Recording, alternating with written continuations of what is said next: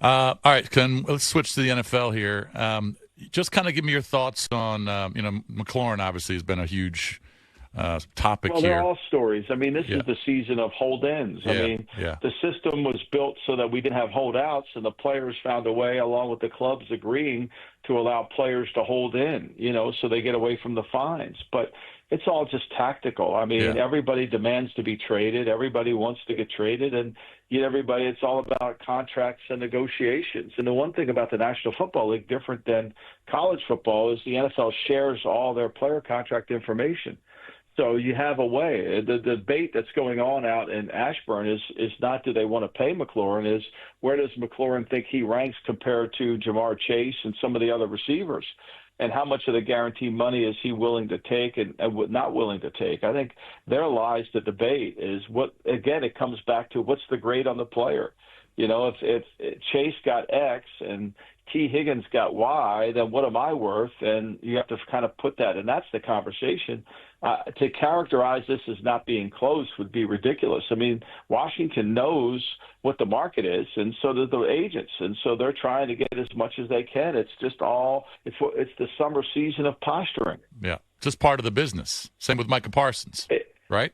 Well, it is, and the media, takes bait on it all the time. What did you see the other day? Micah Parsons wants to get traded. Seriously, right? I could have predicted that back in February. Yeah, it's just part of the.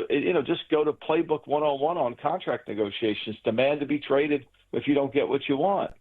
Well, I mean, you're not going to get traded. That's the system that you're in.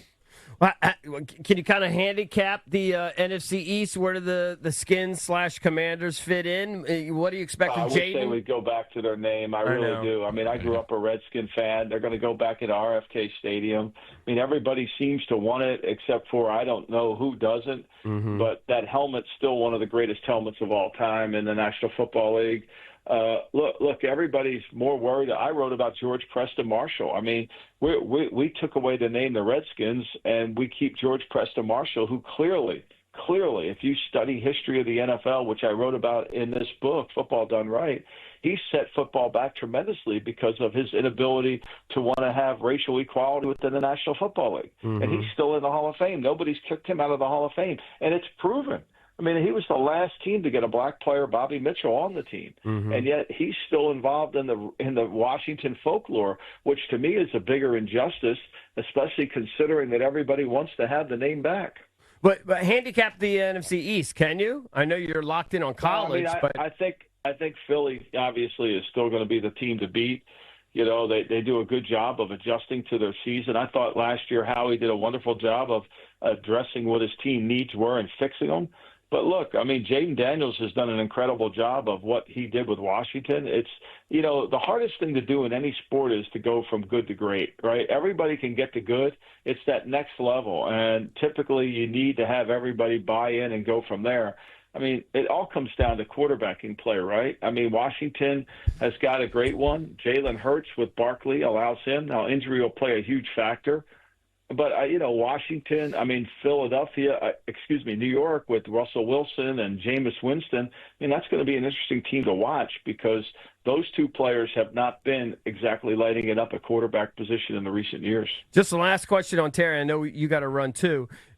At the end of the day, it doesn't seem like he has much leverage, right? He's not going to miss games and cost him more money. It's just like career suicide. Well, so that's why he's holding in. That's why he doesn't want to lose money. So what do you see at the end scenario? I mean, are the Skins going to budge? No, he'll make a deal. They'll make a deal. Mm-hmm. Yeah. At some point, fear does the work of reason.